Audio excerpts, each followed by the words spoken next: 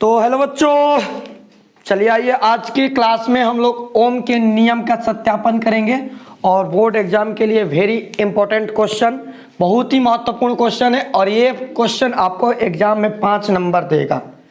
देखिए क्वेश्चन दो तरीका से एग्जाम में पूछेगा। पहला तरीका है पूछने का कि ओम के नियम लिखे, तो जब ऐसा क्वेश्चन आता है तो ये 2 नंबर का होगा। ओम का नियम लिखे तो ऐसा क्वेश्चन आएगा तो 2 नंबर, यानी जितना अभी आपको बोर्ड पर दिख रहा है इतना आपका ये 2 नंबर का क्वेश्चन है, ठीक है। लेकिन ओम के नियम का सत्यापन करना हो, सिद्ध करना हो तो यह 5 नंबर का क्वेश्चन बन जाता है, ठीक है। और सभी लड़कों को यह लगता है कि ये बहुत टफ क्वेश्चन है, ओम के नियम बहुत बड़ा है। देखिए बात बताते चले कि आगे के क्लास में जब हम सिद्ध करने लगेंगे नियम, ओम के नियम, अलग अलग वैज्ञानिकों के नियम सिद्धांत, तो उस समय ये बहुत छोटा है और ये बड़ा है नहीं। इसे आज हम बहुत ही छोटा में सत्यापन करेंगे ताकि सभी बच्चों को समझे बिल्कुल इजी लैंग्वेज में, ठीक है। तो चलिए आइए इसका सत्यापन करते हैं। सबसे पहले समझते हैं कि ओम का नियम क्या है, ठीक है। ओम का पूरा नाम था साइमन ओम। ओम का पूरा नाम साइमन ओम। ओम का पूरा नाम जॉर्ज साइमन ओम, और 1826 में इन्होंने यह नियम दिया था विभवांतर के बीच में और प्रतिरोध के बीच में, विभवांतर और धारा के बीच में ये नियम दिए थे ओम ने, जॉर्ज साइमन ओम ने, जिसे ओम के नियम के नाम से हम लोग जानते हैं, ठीक है। अब ओम का नियम क्या है, देखिए किसी चालक ताप में बिना परिवर्तन किए, कोई भी चालक ताप, कोई भी तार ले लिया जाए, कोई भी बल्ब ले लिया जाए, पंखा, कोई भी चीज़, उसके टेम्परेचर में परिवर्तन नहीं करना है, ठीक है ना। और उसमें जो भी विद्युत धारा प्रवाहित होगा, तो मान लीजिए एक हम यहाँ पर तार ले लेते हैं, कोई भी प्रतिरोध ले लेते हैं, ठीक है, और इसमें विद्युत धारा हम प्रवाहित करते हैं प्लस और माइनस, ठीक है। जब इसमें विद्युत धारा प्रवाहित करते हैं तो इसके टेम्परेचर में परिवर्तन नहीं होता, टेम्परेचर नियत है, ठीक है ना। तो इसमें जो धारा प्रवाहित करते हैं आई, और जो इनके सिरों के बीच विभवांतर लगता है, सिरों के बीच में विभवांतर लगेगा। विभवांतर का परिभाषा होता है ना कि 2 निश्चित सिरों के बीच के विभव का अंतर विभवांतर होता है। यानी 2 निश्चित सिरों के बीच में यदि विभवांतर लगे तो विभवांतर का मान कितना भी, विभवांतर को हम यहाँ पर भी माने, और इसमें कोई ना कोई तो धारा रहेगा, कोई ना कोई तो धारा रहेगा, तो धारा को हम आई मान लिए। धारा को मापने के लिए एमीटर और विभवांतर को मापने के लिए वोल्ट मीटर, ठीक है। तो इसमें वोल्ट मीटर और आई, यानी किसी भी चालक तार में ओम ने क्या सिद्धांत दिया था, हर जगह जो भी जितने भी इलेक्ट्रिक वाला वस्तु है जिसमें भी हम धारा प्रवाहित करते हैं, इलेक्ट्रिक करंट जनरेट करते हैं, उस सब वस्तु में ओम का नियम लगता है, ठीक है ना।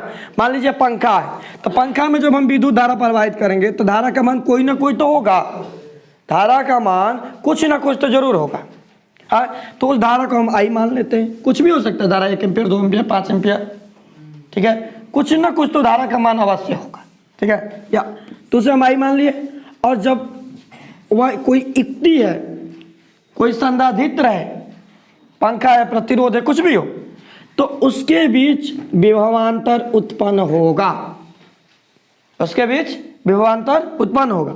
वह विभवांतर भी, यानी प्रवाहित धारा आई और विभवांतर भी एक दोनों आई और भी समानुपाती होता है। यही तो ओम के नियम है, उनके सिरों के बीच जो आरोपित विभवांतर है वह आई के समानुपाती होता है। ऐसा समझ में? जब हम इस तरह लिखते हैं कि आई, तो इसको पढ़ेंगे आई समानुपाती भी।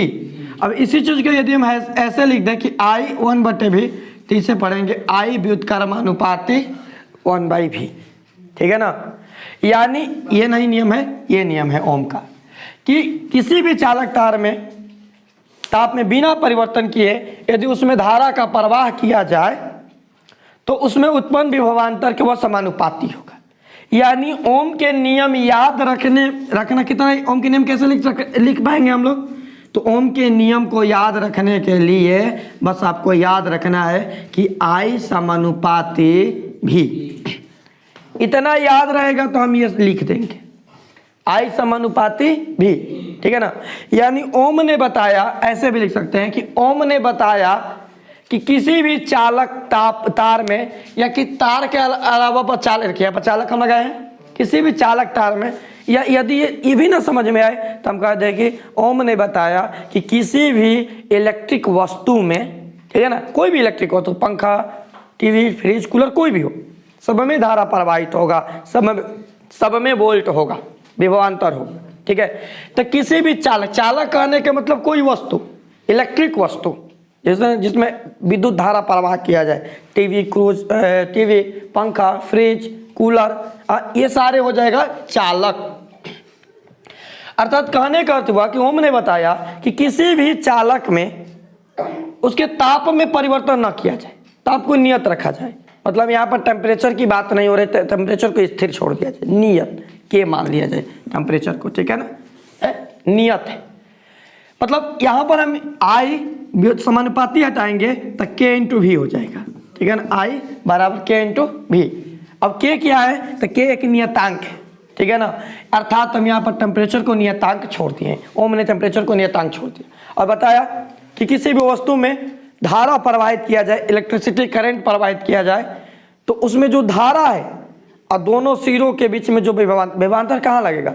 और मान लो एक तार ले लेते हैं, ठीक है, एक तार ले लेते हैं और तार लेकर यहाँ पर धारा का प्रवाह कर देते हैं, ठीक है, तार नॉर्मल, यहाँ पर कुछ नहीं जोड़े हैं, बस एक तार लेकर इसमें करंट देती है, तो इसमें विभवांतर होगा नहीं होगा, इसमें बस धारा होगा, आई क्या मान होगा।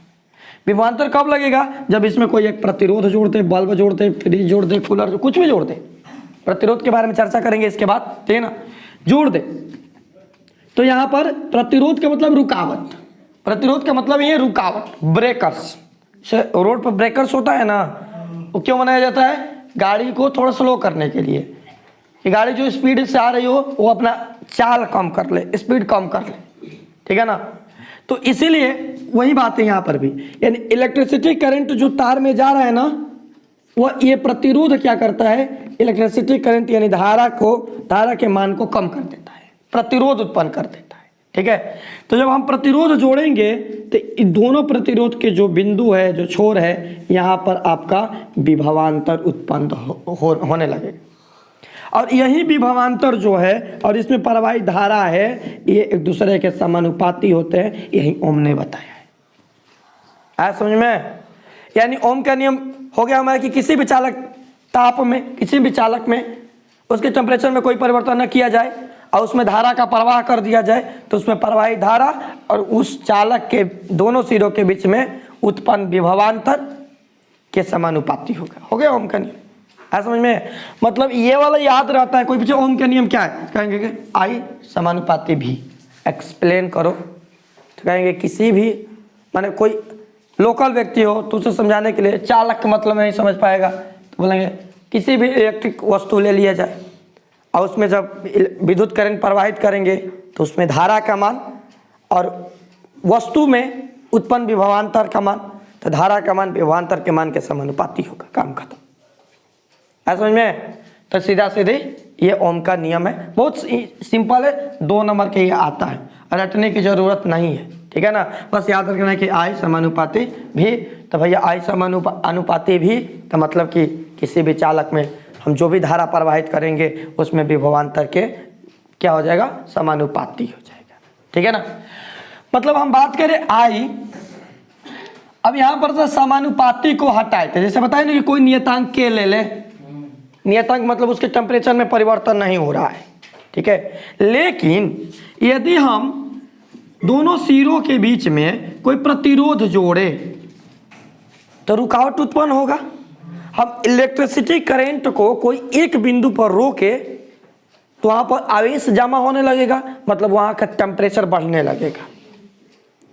इलेक्ट्रिसिटी करंट को हम एक स्थान पर रोकने लगे तो वहां पर आवेश जमा होगा, और जमा होगा तो टेम्परेचर में परिवर्तन होगा, मतलब नियतांक वहां पर टेम्परेचर में परिवर्तन होने लगे, मतलब ये तो ओम के नियम को काटेगा ना। तो इसलिए ये बिना ताप में परिवर्तन किए ओम के नियम बताए थे कि आई समानुपाती भी। लेकिन यदि हम टेम्परेचर में परिवर्तन करें तो आई बराबर भी बटा में आर, जितना भी न्यूमेरिकल का क्वेश्चन होगा इसी फार्मूला पर बन जाएगा, आई बराबर भी बटा में आर। ठीक है ना, 3 फार्मूला इस चैप्टर में, 3 फार्मूला पूरा न्यूमेरिकल बन जाए। ठीक है ना, कि आई बराबर भी बटा में आर। समझ में आ गया ना कि आई जब हम समानुपाती को हटाएंगे यहाँ पर इक्वल करेंगे तो कोई नियतांक आएगा, तो भाई V बटा में R, ठीक है ना। नियतांक क्या है? R है, प्रतिरोध है R, ठीक है ना। R क्या है? प्रतिरोध है, ठीक है। तो इतना समझ में आ गया। अब हम लोग सत्यापन करते हैं, सिद्ध करते हैं कि कैसे कैसे I समानुपाती भी होगा, प्रूव करना है, ठीक है। चलिए इसके सत्यापन करते हैं। सत्यापन इसको सिद्ध करते हैं कैसे। इसके लिए हमें एक डायग्राम बनाना पड़ेगा, और यदि आपको ये क्वेश्चन एग्जाम में पकड़ना है तो बस उसी डायग्राम को याद रखना है, बाकी सभी काम अपने आप हो जाएंगे, ठीक है ना। एक डायग्राम बनाते हैं। एक प्रतिरोध यानी एक चालक ले लेते हैं, चालक में हम नाइक्रोम का तार ले लेते हैं, ठीक है। चालक में एक नाइक्रोम का तार ले लेते हैं।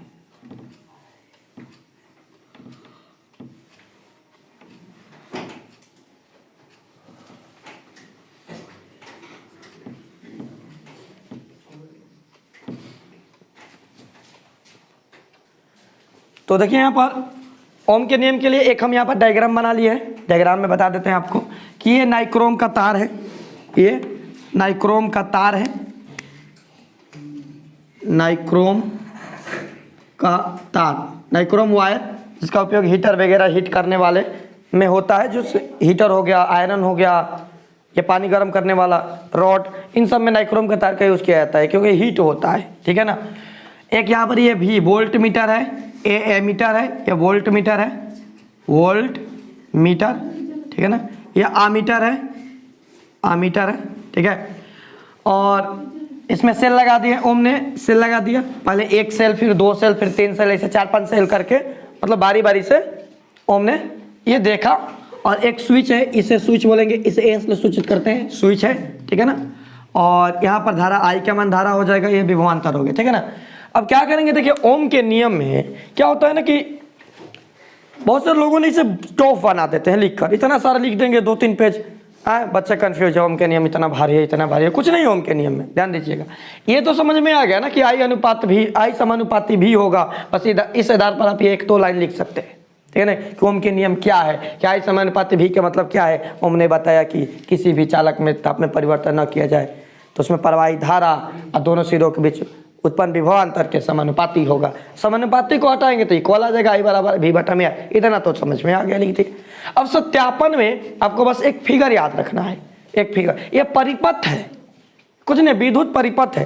जो पिछला टॉपिक अब हम लोगों ने पढ़ा था विद्युत परिपथ, वही तो है विद्युत परिपथ। यहाँ पर हम प्रतिरोध को जोड़े थे, यहाँ पर नाइक्रोम के तार, आप प्रतिरोध को भी जोड़ सकते हैं, कोई दिक्कत नहीं है। यहाँ पर नाइक्रोम के तार के स्थान पर हम प्रतिरोध को ऐड कर सकते हैं, ठीक है ना। कोई बल्ब जोड़ सकते हैं, कोई प्रतिरोध, कुछ भी जोड़ सकते हैं जिसमें मतलब धारा प्रवाहित हो, जो इलेक्ट्रिसिटी से चले। तो यहाँ पर नॉर्मल एक नाइक्रोम का तार ओम ने ले लिया था, ओम ने नाइक्रोम का तार लिया था, तो इसलिए हम नाइक्रोम का तार यहाँ पर बनाए, ठीक है। और इस नाइक्रोम के तार में एक प्लस पॉइंट एक माइनस पॉइंट होगा। तो प्लस पॉइंट में एमीटर को जोड़ दिया, ठीक है। और वोल्ट मीटर बताया आपको कि एमीटर वोल्ट मीटर, तो एमीटर को हमेशा श्रेणी क्रम में जोड़ा जाता है क्योंकि एमीटर जो होता है धारा को मापता है, अब वोल्ट मीटर वोल्टता को मापता है, दोनों सिरों के बीच विभवांतर को मापता है, ठीक है ना। तो ये टॉपिक हम लोगों ने पढ़ लिया था पीछे कि एमीटर को हमेशा श्रेणी क्रम में जोड़ना है और वोल्ट मीटर को हमेशा समानांतर क्रम में जोड़ना है। एमीटर का काम है धारा को मापना, आई को मापता है, और वोल्ट मीटर का काम है विभवांतर को मापना, भी को मापता है, ठीक है ना। तो ओम ने दोनों सिरों के बीच में विभवांतर लगा दिया। जैसे मान लीजिए कि एक पंखा है, ठीक है ना, चाहे एक बल्ब है, चलिए एक बल्ब मान लेते हैं, ठीक है ना, एक बल्ब है। अब इसके बीच में एक यहाँ पर प्लस एक माइनस है, इसमें कितना का वोल्ट विभवांतर प्रवाहित हो रहा है, वोल्ट कितना इसमें जा रहा है, मापना है। तो हम क्या करेंगे, मापने के लिए दोनों सिरों में पहले तो विद्युत धारा प्रवाहित करेंगे और दोनों सिरों में क्या करेंगे, वोल्ट मीटर को जोड़ देंगे, ऐसे जोड़ा जाता है, ठीक है ना। यदि धारा मापना होता तो किसी एक सिरे में प्लस वाले में एमीटर को जोड़ देते, ठीक है ना। तो इस तरह ये जोड़ा जाता है, ठीक है। तो ये तो समझ में आ गया। अब इसी चीज को सत्यापन में आपको लिख देना है, बस क्या करना है, देखें कि ओम ने ठीक है एक नाइक्रोम की तार के हम बिंदु को माने हैं पी क्यू, एक नाइक्रोम का तार पी क्यू, इसका नाम दिया है पी क्यू, लेकर एक नाइक्रोम का तार, सभी लिख लेते हैं, नाइक्रोम का तार, बैटरी, बैटरी या सेल, एक लेंगे तो सेल लिखेंगे, दो एक से अधिक लेंगे तो बैटरी लिखेंगे, battery, ammeter, ammeter, volt meter, volt meter, switch, जो जो इसमें है ना उसको लिखना है, स्विच को क्रमानुसार, या यहाँ पर चित्र बनाए हम लोग तो यहाँ पर लिख सकते हैं चित्रानुसार, चित्रानुसार सजाए। ठीक है, ओम ने एक वोल्ट मीटर लिया, एक नाइक्रोम का तार, एक वोल्ट मीटर, ठीक है, एमीटर, सबको लेकर एक मतलब क्रमानुसार परिपथ के रूप में सजाए। ठीक है ना। जो एमीटर, देखा यहाँ पर क्या होता है, एमीटर स्विच को बंद, जब स्विच को हम बंद करते हैं, बंद करने का हम अर्थ बताए थे फिजिक्स में कि मतलब स्विच को चालू करना। ठीक है ना, बात मत करो, स्विच को बंद करने का मतलब है स्विच को चालू करना, अर्थात जब हम स्विच को बंद करते हैं तो इसमें विद्युत धारा का प्रवाह होने लगेगा। ठीक है, इसमें विद्युत धारा का, जब स्विच को बंद किया जाता है, यानी लिखेंगे कि विद्युत परिपथ में, विद्युत परिपथ में जब स्विच एस को बंद किया जाता है, बंद करने का मतलब उसे चालू किया गया, करंट को चालू किया गया। ठीक है ना, बंद किया जाता है तो परिपथ पूरा हो जाता है, परिपथ पूरा हो जाता है, परिपथ पूरा होने का मतलब धारा का प्रवाह होने लगता है। ठीक है ना, और एमीटर परिपथ में प्रवाहित धारा I को मापता है और वोल्ट मीटर परिपथ P और Q सिरों के बीच विभवांतर को मापता है। ठीक है, बस लिखते हैं इसको कि एमीटर जो इसमें है उसी को हम यहाँ पर लिखे हैं, फिगर से देखकर सारे चीज को यहाँ पर लिख दिए। ठीक है ना। अब एमीटर क्या करता है, वोल्ट मीटर क्या करता है, ये बता देते हैं। एमीटर धारा को मापता है, वोल्ट मीटर विभवांतर को मापता है। तो एमीटर परिपथ में प्रवाहित धारा I को तथा वोल्ट मीटर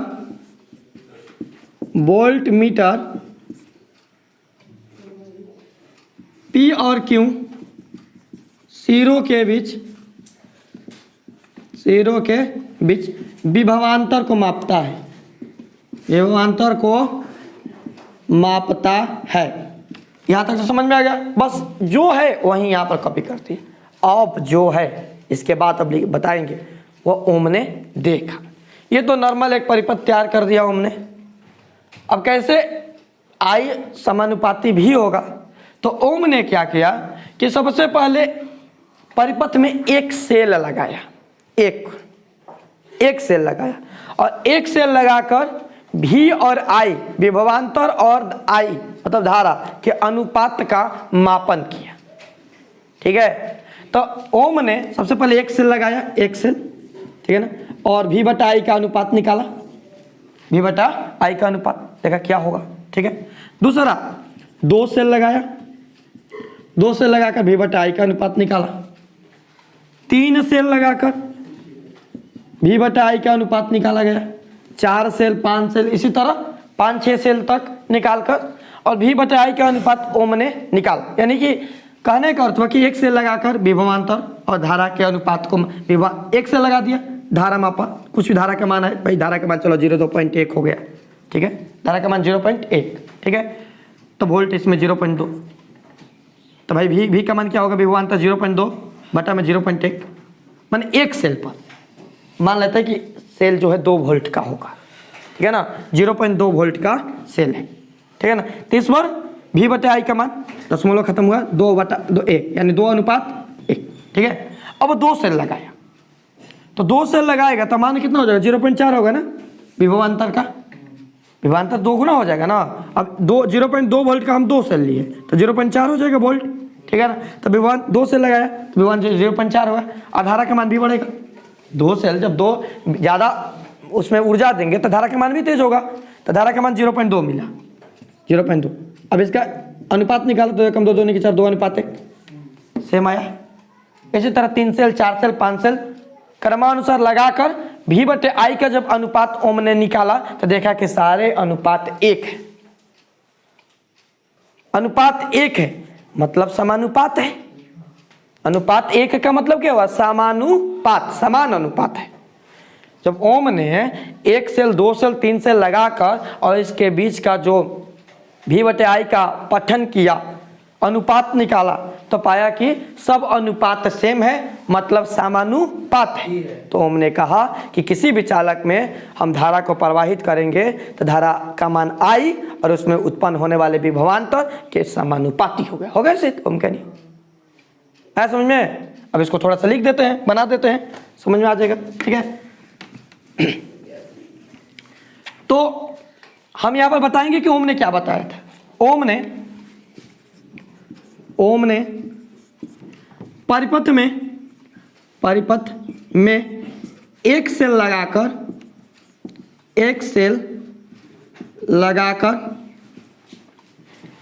V/I का अनुपात निकाले। इसी तरह 2, 3, 4, 5 सेल लगाकर V/I का अनुपात निकाला। तो उन्होंने पाया कि हर स्थिति में V/I का अनुपात 1 है। हर स्थिति में V/I का अनुपात समान है। ठीक है ना, एक ही है, समान है। हर स्थिति में V/I का अनुपात समान है मतलब समानुपात है। ठीक है, तो इस आधार पर उन्होंने बताया। ठीक है, अब बीच में हम लोग ग्राफ बना देंगे। ठीक है ना, एक ग्राफ बनाकर दिखा देते हैं कि कैसे ओम ने किया था। देखो ग्राफ एक बनाते हैं, x अक्ष एक y अक्ष लेते हैं। ठीक है, अब इसे प्रमाणित करेंगे, सिद्ध करेंगे ना कि कैसे अनुपात 1 है। अब x अक्ष पर और y अक्ष पर, तो x अक्ष पर हम ले लेते हैं विभवांतर V को। ठीक है ना, और y अक्ष पर ले लेते हैं हम धारा I को। ठीक है ना, x अक्ष पर विभवांतर V को और y अक्ष पर धारा I को ले लेते हैं। विभवांतर भी मतलब ग्राफ के अर्थ मतलब क्या हुआ कि हम x अक्ष पर बैटरी के वोल्ट को रखेंगे और x अक्ष पर दोनों सिरों के बीच जो विभवांतर उत्पन्न होगा उसको रखेंगे और y अक्ष पर हम धारा के मान को रखेंगे। ठीक है ना, तो मान लेते हैं कि हम धारा के मान रखते हैं परिपथ में 0.1। ठीक है ना, कोई भी एक समान में मानते हैं कि भाई जितना होगा धारा उतना, मतलब जितना धारा होगा उसका दोगुना विभवांतर देता है। प्रतिरोध रुकावट उत्पन्न करेगा ना, तो प्रतिरोध विभवांतर उत्पन्न होगा। तो 0.1 ले लेते हैं, तो इसका विभवांतर कितना होगा? 0.2। ठीक है ना, अब हम यदि धारा के मान को यानी विभवांतर को धारा के मान को 0.2 करते हैं तो इसका जो मान हो जाएगा 0.4। ये 0.3 करेंगे तो इसका मान 0.6, 0.4 करेंगे तो इसका मान हो जाएगा 0.8। ठीक है ना, उसी प्रकार 0. मान लिया 5 करते हैं तो ये हो जाएगा आपका 0.10। ठीक है, अब ओम ने जब इसका अनुपात निकाला, ये भी है और ये I है, अर्थात अनुपात निकालते हैं। अनुपात हो जाएगा V का मान 0.2 तो y का मान 0.1। ठीक है, तो अनुपात खत्म तो 2/1 यानी 2:1। इसी प्रकार V/I का अनुपात निकालेंगे, 0.4 करेंगे तो 0.2 खत्म तो हो जाएगा 2:1, 2 दूनी के 4। 0.6/में 0.3 करेंगे, 3 दूनी 6 यानी 2:1। हर स्थिति में अनुपात समान है। इसी प्रकार सभी का अनुपात समान है। मतलब इसका ग्राफ बना, ग्राफ की बात करें तो 0.2 वोल्ट पर धारा पर विभवांतर के मान 0.2, उसी प्रकार 0.2 रखते हैं तो विभवांतर का जो मान है 0.4 यानी दोनों का अनुपात सेम है। 0.3 पर विभवांतर के मान का जो अनुपात है 0.6, ठीक है। मतलब इसको तीन सबको एक सिद्ध में रखे तो इसका ग्राफ बनेगा, तो ये ग्राफ बन गया ओम के नियम का, ठीक है। मतलब ये ग्राफ दर्शाता है कि यहाँ पर V और I के मान समानुपाती है, तो मतलब कह सकते हैं हम लोग अर्थात कि V I समानुपाती V, I समानुपाती V, ठीक है ना। हो गया प्रूव्ड, यहाँ पर लिखेंगे प्रूव्ड, काम खत्म, इतना है बस।